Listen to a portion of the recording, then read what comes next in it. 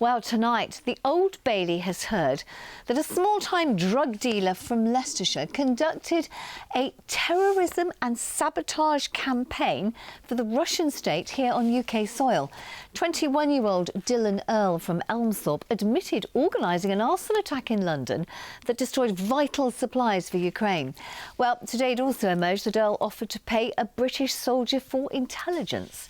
Our social affairs correspondent Jeremy Ball's been in court, joins us now from London. It seems an absolutely extraordinary story, Jeremy. Oh, it is, Anne. Earl has admitted some very serious crimes. Tomorrow he's expected to become the very first person to be jailed under the new National Security Act. And today we heard that he has admitted acting for a foreign power. He's admitted putting lives at risk as the judge was asked to decide whether Earl was groomed and manipulated or whether he's a dangerous terrorist.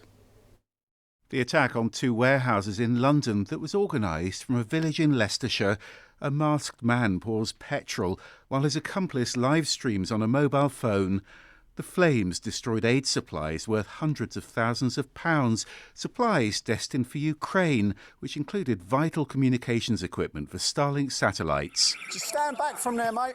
The police investigation led to the first ever prosecution under the new National Security Act because this was an arson attack on UK soil carried out on behalf of the Russian state.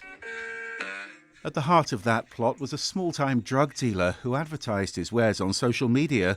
Earl's 21 years old. He'd made contact with Russia's Wagner group to offer to fight as a mercenary. Instead, he was given a mission here to organise sabotage attacks.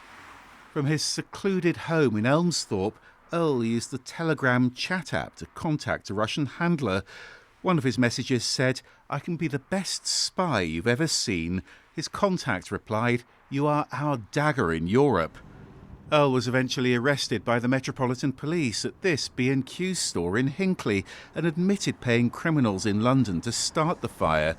Charges of aggravated arson and breaching the National Security Act.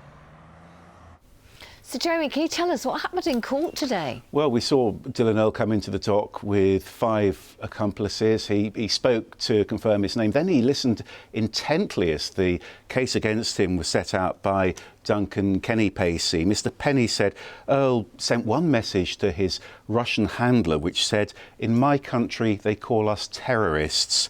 We heard that Earl's motive was both ideology and money. He was paid several £1,000s for that warehouse attack.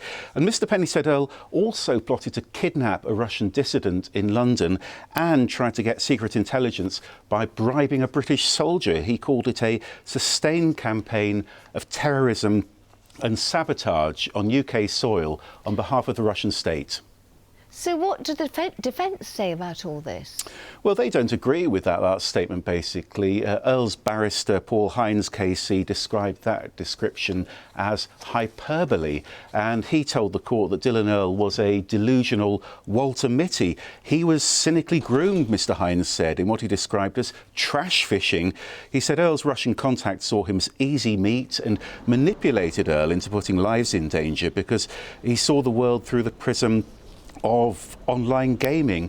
Earl had addiction problems too. He heard and spent a lot of time locked in his bedroom, and Mr. Hines said he was basically desperate for status and recognition. Who else was in the dock with him then? Well, Earl is in the dock with 5 accomplices who include the arsonists who he hired to attack those warehouses. They were described today as amateur and roadmen. We heard they didn't know anything about this Russian connection. It was the Russian state, we heard in court, that was penetrating the UK by taking advantage of vulnerable adolescents through their computers. We also heard that this was part of a wider operation that also attacked a Ukrainian warehouse in Spain, and these men are all due to be sentenced tomorrow, Anne.